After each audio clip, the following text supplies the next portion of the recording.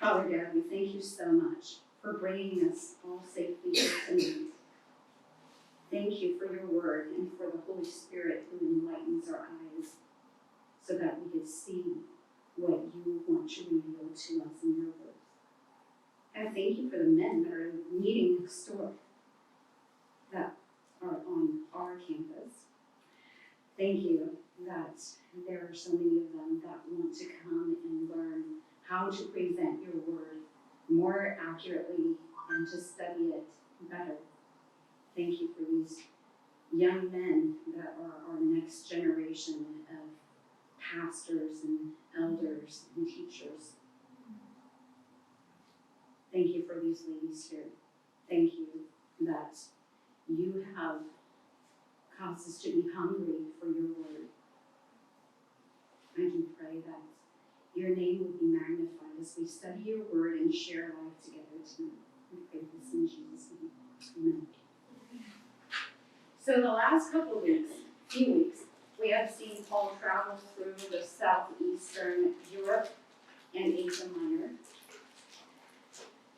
Heading back toward Jerusalem, he stopped and ministered to many churches to teach, exhort, and encourage them to be steadfast in the word, leading by his own example.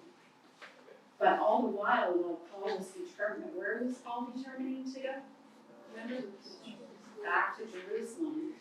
He is committed to get to Jerusalem by the Feast of Pentecost. It is through this that we see Paul's heart. He is fully sold out for God. He is committed to the spread of the gospel and the growth of God's people. He loves the church, as in Philippians 3.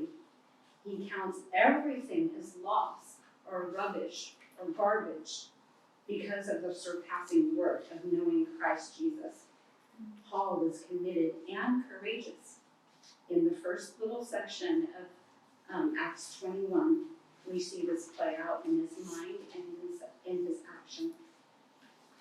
So, Paul had a conviction that God is calling him to go back to Jerusalem. He had a clear goal. It's difficult to have conviction when you don't have a goal, right? In this section, we will see his goal and his objective to get to Jerusalem, his unwavering steadfastness. He was not going to be persuaded or rerouted, and his willingness to pay any cost to obtain that goal. And how? Because of his courage and steadfastness, he infectiously impacted others. So his goal is to be in Jerusalem, as we said, by Pentecost. Why? Maybe because that's when everybody's going to be in town. A little bit like college students that are away at school, wanting so much to come home during Christmas break, because that's when everybody's going to be home. But primarily, it's because Paul loved the church. And at the time, the Jerusalem church had two needs. Firstly, to understand the unity of the church between the Jews and the Gentiles. And secondly, they had a practical financial need. He wanted to be there at Pentecost with the crowd where he could probably make the biggest impact. Paul was hustling. He had a deadline to meet. Please open up your Bibles to Acts 21 if you haven't already. And we will start at verse 1. And when we had parted, that word means to tear away, like ripping a Band-Aid off of a wound from them. Who's the them? The disciples that were at Miletus and the elders from Ephesus that he called to come to talk to him. It was a sad, cheerful parting. And set sail, we came by a straight course to Kos. So, Miletus to Kos is 40 miles, and then the next day to Rhodes, which is 85 miles. So from Kos over to Rhodes right there. And then from there to Patara, which is 70 miles. From here to here is 70 miles. And then they caught, this is likely, he was probably on a small ship. And then they found a ship crossing to Phoenicia. Phoenicia. We went on board and set sail. This is probably a larger ship. From Patara to Tyre is over 400 miles. So from here all the way to here. And that's like a 4 to 5 good sailing day if they catch the wind at the right time and whatnot. So they sailed past Cyprus, as you can see right there. They didn't stop there because he was in a hurry, right? He wanted to be in Jerusalem at Pentecost. Verse 4 says, having sought out the disciples, we stayed there for 7 days. So they stayed in Tyre for 7 days. This church, I almost called it a little church. I don't know how big or small it was. The Bible doesn't tell us. But it was probably a church, most likely a church that was established because of the stoning of Stephen. Because remember, the disciples scattered, and this is likely one of the churches that were established. So loosely affiliated with Paul in his past life. In verse 7, they made a one-day stop at Ptolemais. I think I'm saying that right. That's 30 miles from Tyre, and they greeted the brothers. Paul is always seeking to minister, right? He is always seeking out believers to encourage and edify. And then from Ptolemais to Caesarea, that's about 30 miles. Caesarea! Remember Caesarea? From Acts 10? Last time I taught, I was like, Caesarea, yay! It's a port city that's ruled by Romans. It's an important, prominent port city. But this is where Cornelius was stationed. He was a centurion overseeing 100 men. Peter came and visited him after the whole picnic blanket thing, right? The vision with the large sheet with all the animals on it. Paul stayed there in Caesarea with Philip the evangelist. Do you remember Philip the evangelist? He was one of the first 7 deacons that were chosen by the apostles. He was chosen along with Stephen to serve tables, to serve the widows. I'm like, what are we calling it? That was in Acts 6. So in Acts 8, you see that he had a ministry to the Samaritans, and then he evangelized to the Ethiopian eunuch. So apparently, he either got married or was already married, and he settled in Caesarea and raised his family of at least 4 daughters, because we see that in this passage. I don't know about you guys. Philip was doing pretty well financially. He had a house that was big enough to host these 9 men. But Philip, I'm sure, was friends with Stephen. Stephen was stoned, and Paul approved of that murder. I'm not sure that if someone, a missionary, were to ask me, oh, can you host me and all my buddies? And years ago, 20 years ago, someone stoned Tim Durflinger or Susan Clark or Peter Woodson, I would be like, sure, come and stay at my house. Let me just host you.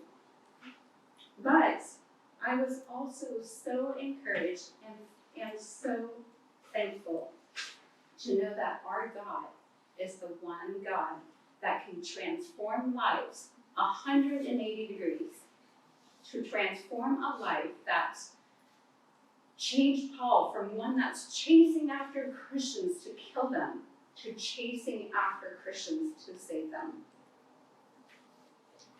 Philip had 4 virgin daughters, or unmarried daughters, that prophesied. God gave them this gift, and they used it to edify the church. Not only to edify the church at the time, because scholars have said that they filled in some of the gaps for Luke when he the things that he wrote about probably came from the revelations and talking to these 4 prophetesses. So they didn't only edify the church at the time, they are still edifying the church now.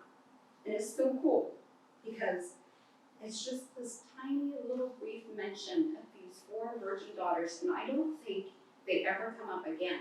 But God saw it fit to put them in here so that we could see the value of these girls. So Paul's specific objective is to get to Jerusalem church, to the Jerusalem church by Pentecost. But notice that Paul did not waste a moment, not one moment of his life, to minister to all those along the way. He never lost sight of his ultimate goal of to spread the gospel and to build up God's people. But even when he was committed to his immediate specific goal, he still ministered. And then he was not persuaded or rerouted. He was steadfast and unwavering.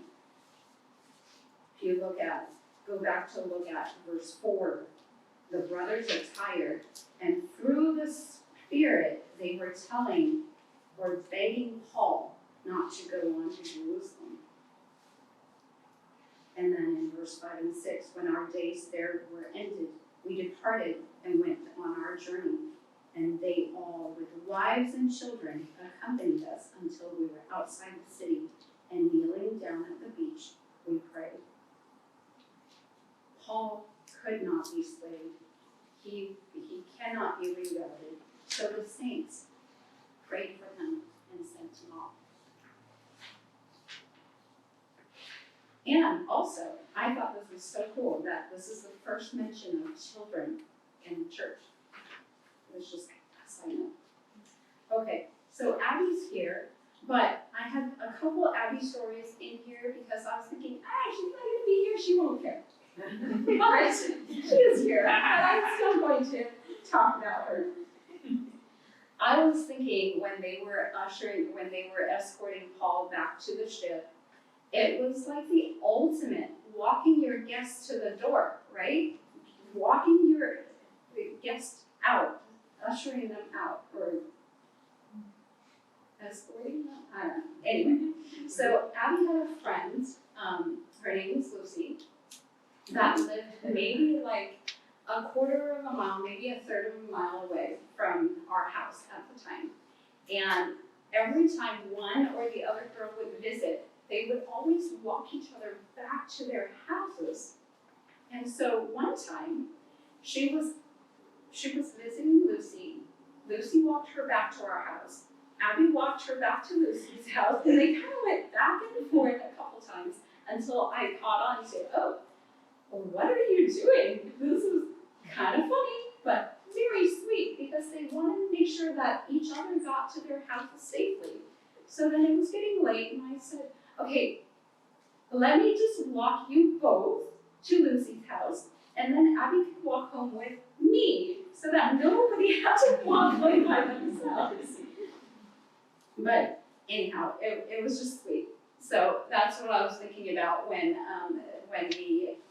these families that Paul didn't even really know until that time when they met were walking them back to the ship.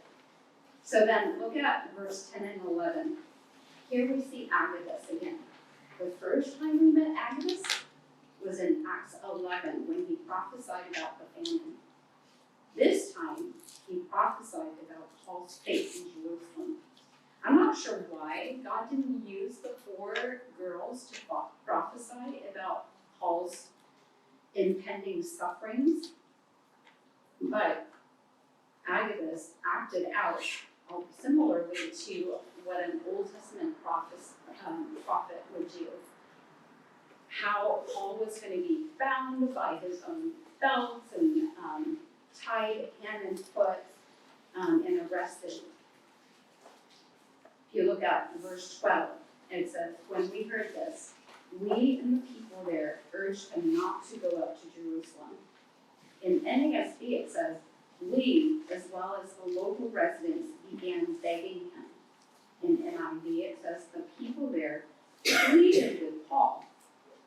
The we included Luke.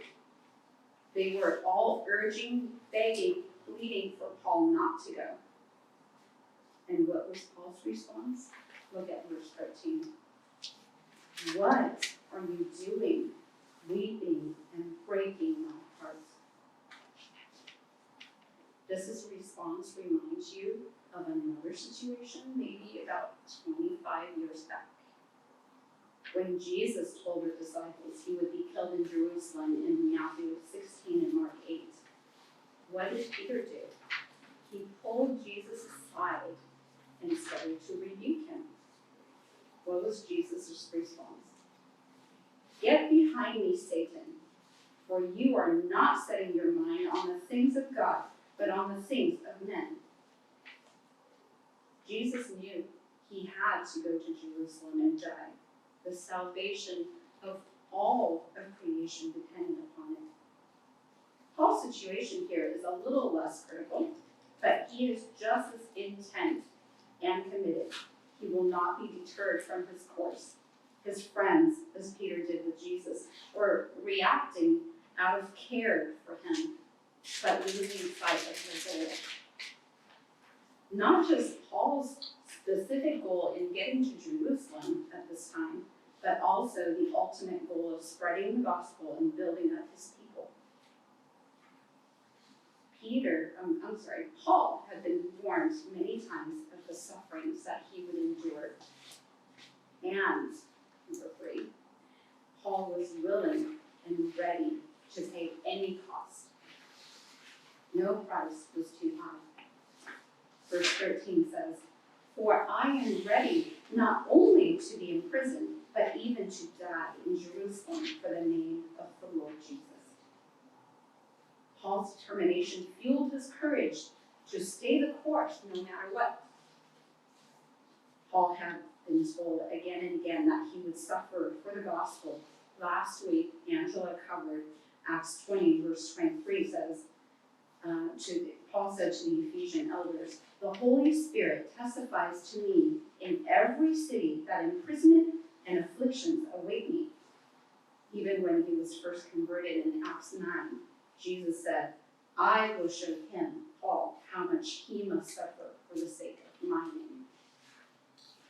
So Paul was not surprised by the sufferings and the persecution. He was courageous. He courageously faced them and continually faced them. It was not a one and done. He was not a one and done guy. He continued to persevere even when he was persecuted and beat time and time again. And Paul's courage was infectious. He impacted others. Look at verse 14. Since he would not be persuaded, we seized and said, let the will of the Lord be done. And so Paul and his friends, his people, packed up and left for Jerusalem. But look at verse 16. Some of the disciples from Caesarea went with us. These are the same guys that were so afraid, right? They were so afraid and begging Paul not to go. But because of Paul's courage and determination, they were emboldened to go with him. Pastor Mike preached a while back in 1 Thessalonians, in chapter 5, verse 14, it says, we are to encourage the faint-hearted. Remember the word for faint-hearted? Small-souled. And to help the weak. I wonder if Paul had this situation in his mind when he wrote those words while he was in the Roman jail. These Caesarean disciples took Paul and the other men to stay at Manasseh's home. Manasseh was a Greek because Manasseh is a common Greek name. He was, in this verse, it says that he was a early disciple. He was a Hellenistic Jew, so he converted to Judaism. Possibly, they're there because they needed a safe haven before they were to face some expected hostilities from the So then we come to the second half of this passage about the humility of Paul. So then they arrived in Jerusalem. This is the setting. Paul and his entourage, probably 12 or so men, comes into Jerusalem, gets settled in Manasseh's home, and they were gladly and warmly welcomed by a small group of brothers in verse 17. Probably just the men that are the household in Manasseh's home. Paul and his people were getting ready to meet with the leaders of the Jerusalem church the following day, the next day, James and the elders. To set the stage, there were a few of the rabbit trails that I went into that were worth noting. James, he is not the Apostle James. He is the half-brother of Jesus. We were just talking about this. Matthew just taught on this in Anchor this past Sunday. James was a skeptic. He mocked Jesus and didn't believe in him until after the crucifixion. We saw in John 7, even his brothers did not believe in him. But in 1 Corinthians 15, he was one of the people that were listed as the people that Jesus appeared to after his resurrection. And now he is one of the leaders in the Jerusalem church.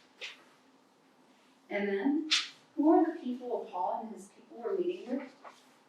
Look at verse 18. On the following day, Paul went in with us to James, and all the elders were present. Who are they meeting with? The elders. The elders. Their church leadership is now comprised of elders. The leadership has transitioned from apostles to the elders. So if you trace the progression, in Acts 4, the disciples sold their properties. This is like Ananias and Sapphira at the time, right? They sold their property and laid their money at the feet of whom? The apostles. In Acts 6, the apostles selected deacons to help with the daily administrative tasks. In Acts 15, Paul and Barnabas went up to Jerusalem for the Jerusalem council. Who did they meet with? The apostles and the elders. See the progression? And now in Acts 21, they are giving a report to the elders. So what happens to the apostles? They all died. No, I don't think so. I think they are all out doing their apostling. They're preaching the gospel. And the church is now, the leadership is run by the elders, which I think is so cool, because that's where we're at, right? So, and the third thing that I wanted to point out was that the composition of the elders and the leadership of the church, that Paul was coming to meet with the elders. So if I were called to meet with our elders here at this church, I would be a little intimidated. And I made sure today, I pulled up our website and counted, there are 12 elders. If all of them showed up and I had to meet with them, there were 12 of them. How many do you think Paul was meeting with? Any guesses? 50? A little more. So there were speculations that maybe there were 70 elders because the Sanhedrin Council consists of 70 men that would run the Jewish organization. But if you think about the size of the church at Jerusalem at that time, I would not be surprised if there was a lot more, like maybe over 100. So, Paul and his cohorts are meeting with this giant group of people. So it's in the setting. that Paul shows his humility before God. He was giving a missionary report of the things that God has done. In verse 19 it says, he related one by one the things that God had done among the Gentiles through his ministry. So what do you think he shared about? Maybe the right in Ephesus because of the gospel? Maybe something that happened in Corinth or Athens? I'm sure he shared about Lucas in Troas, how he fell asleep and fell out of the window, and the resurrection and all that. But I wouldn't be surprised if some of the people that he was traveling with gave some personal testimonies, like the South Africa team or the Mexican team that came back and shared about things that happened, things that they were equipped to do, and like specific things that happened during the trip. And no doubt they presented the funds that they collected to tangibly show that the Gentile brothers loved the Jewish brothers. And look at verse 20 at the response of the elders. And when they heard it, they glorified Paul? No, they glorified God. They didn't say, oh, Paul, you did such a good job. Let me give you a trophy. They said, praise God. And it's so neat. And then the elders also gave Paul a report of the growth of the Jerusalem church. We continue on that, verse 20. And it says, you see, brother, this could be a literal, you see, look around, the crowd. How many thousands there are among the Jews of those who have believed. The word used for thousands is myriads. Thousands upon thousands. So there were thousands upon thousands of Jews that have embraced Jesus as the Messiah. I think this part is really cool. That there is no sense of competition between Paul and James. They both were like, look at what God did. Look at what God did here. Look at what God did there. They're not like, well, yeah, but my God is bigger than your God. My dad is stronger than your dad. There was nothing like this. They were both so thrilled to see God at work. And Paul could not have been more excited. So there's humility under God. God gets all the credit. God got the credit for the work that was done in the Gentile church and how much they loved the Jewish brothers, and he got the credit for the work that's going on in the Jewish community. But there's always an issue, right? Dun, dun, dun. Verse 20, the very end of it. They are all zealous for the law. So these are brand new baby believers that are Jewish. They are still hanging on to the traditions and the rituals. The Judaizers, the ones that are not believers, capitalized on that. They indoctrinated and fed them lies. In verse 21 it says, they have been told about you.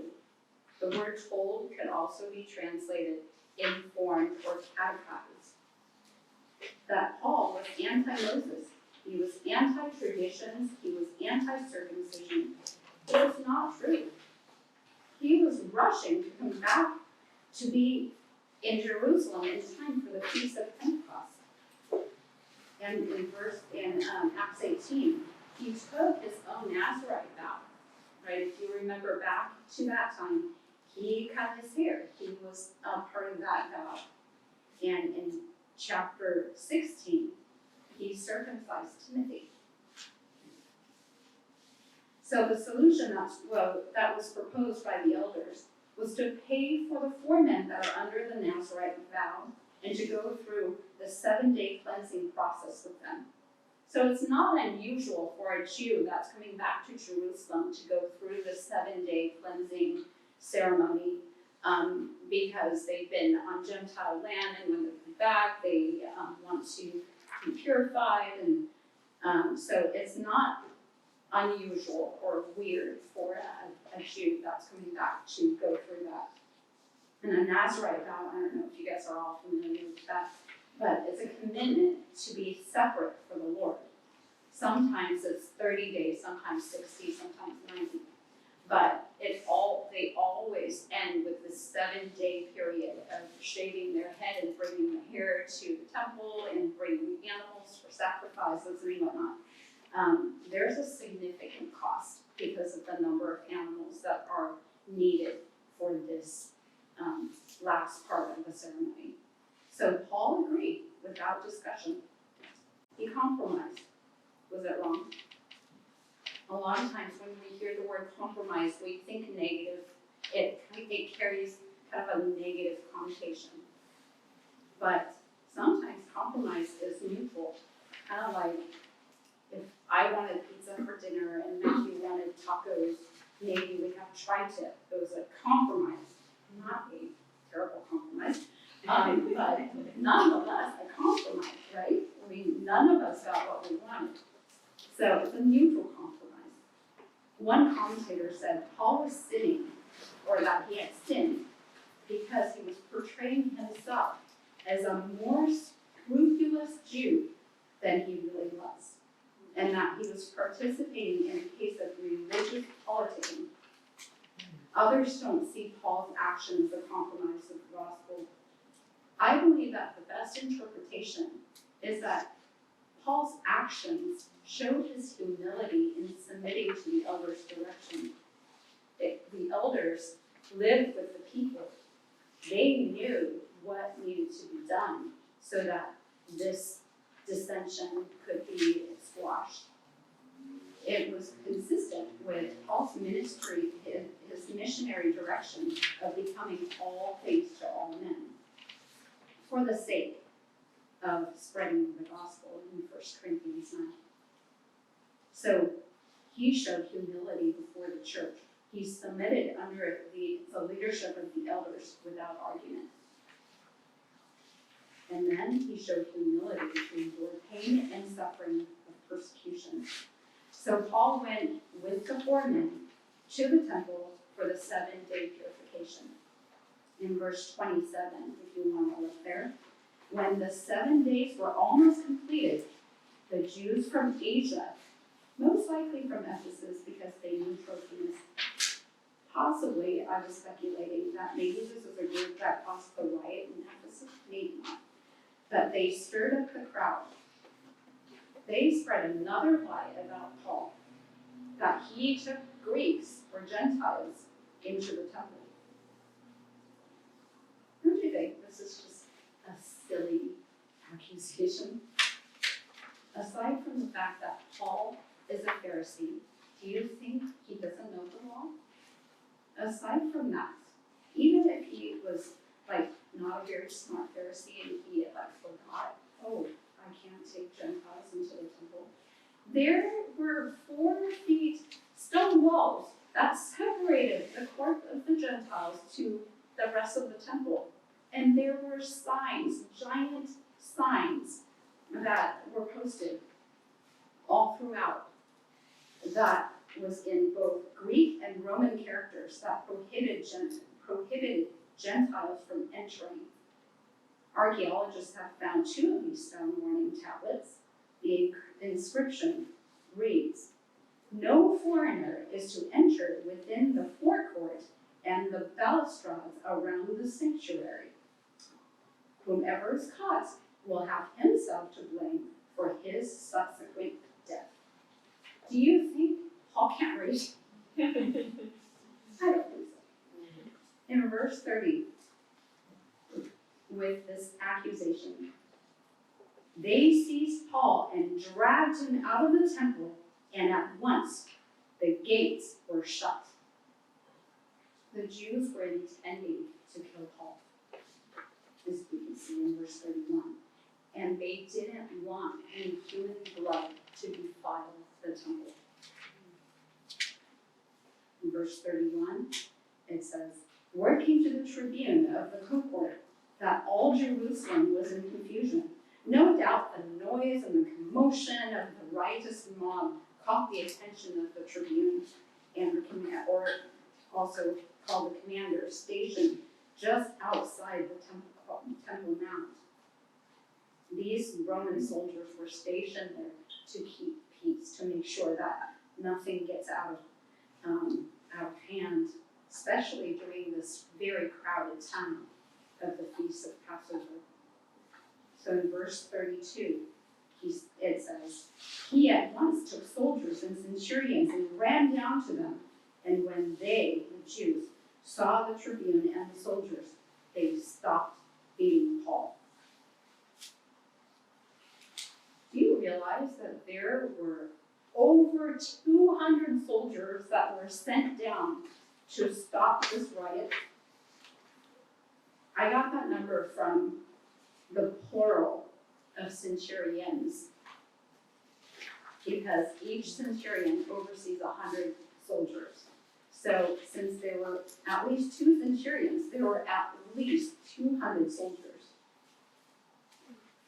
And they came down not because they were sympathetic to Paul. They were not trying to side with Paul. But God, regardless of why, used these soldiers to save Paul's life from the mob. Paul was arrested and bound with 2 chains. So this is fulfillment of Agabus's prophecy, since the tribune could not discern who Paul was and what he had done to cause this crowd to be so stirred up. And the crowd was yelling different things about who he was and what he was doing. Paul was ordered to be brought into the barracks, and he actually had to be carried by the soldiers because of the violence of the crowd. Look at verse 36. It says, for the mob of the people followed, crying out, away with him! This phrase, away with him, means more than get him out of here. It actually means for him to be led away to his death. With Easter just around the corner, Jesus' crucifixion was top of mind for me as I was studying this. In John 19 and Luke 23, the crowd yelled at Jesus, away with him, crucify him. It's the same phrasing. So Paul's willingness to suffer persecution and to pay any cost to be scorned and to be beaten because it is the will of God shows his commitment and his humble heart. Remember, he was foretold of his suffering. He was mentally ready to suffer, to be bound, even to die. We're going to press pause on this story until next week. But can you imagine Paul's mindset at this point as he finishes his 3rd missionary journey? His eyes never lost sight of his conviction to spread the gospel and to build up God's people. His heart is unwavering and set specifically to get to Jerusalem by Pentecost, and he did. He is bringing a small entourage of representatives from the Gentile churches from Europe and Asia Minor, and a sum of money to present to the Jerusalem church.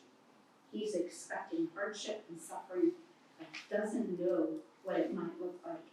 But he is ready to pay any cost, and leading, arrest, even death. And others are impacted and emboldened because of his conviction to succeed. He has game face on. Many of you know that our family goes on an annual camping trip to Lake Elmer. This is my 2nd Abby story.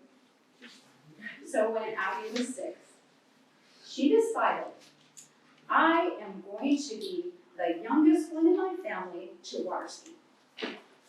She decided that. She was determined. Our family is not competitive. She was just a little peanut. She might have been like 40 pounds, dripping wet with a parka on. I don't know. But she had it in her mind that she was going to get up. So Matthew walked her through the whole process of this is what you do. You need to make sure that you're in this position and that you need to hold on tight and all this stuff. So as soon as Matthew was finished, she jumped right into the lake.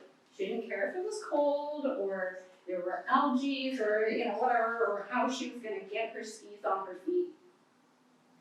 She knew that to water ski, it's going to take strength, it's going to take determination. She knew that she had to stay in position, that she had to press on the front foot, and she knew that she would probably have water up her nose and in her eyes and in her mouth, and she's going to have to plow, and she's going to feel like she's drowning.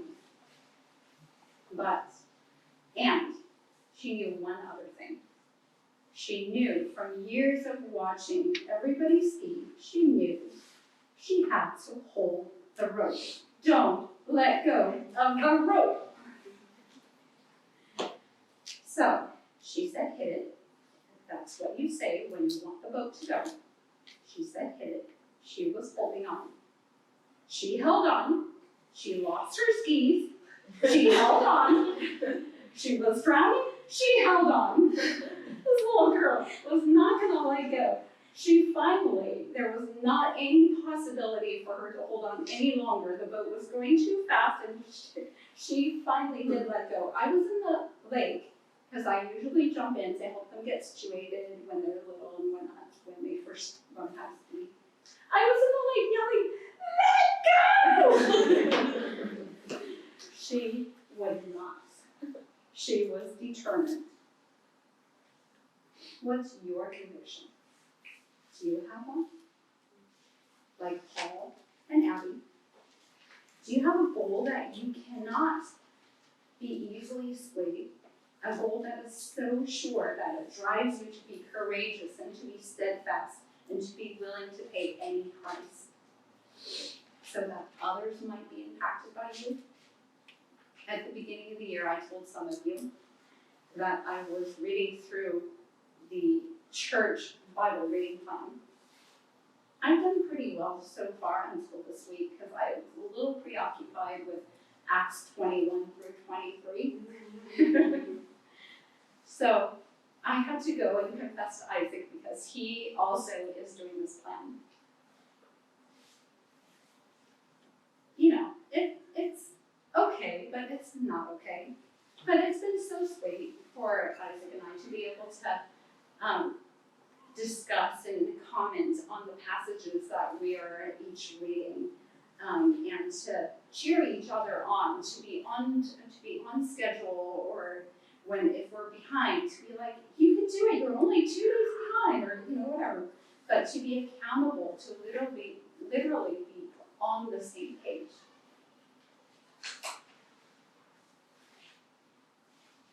How are you with a humble heart? Do you have a heart like Paul?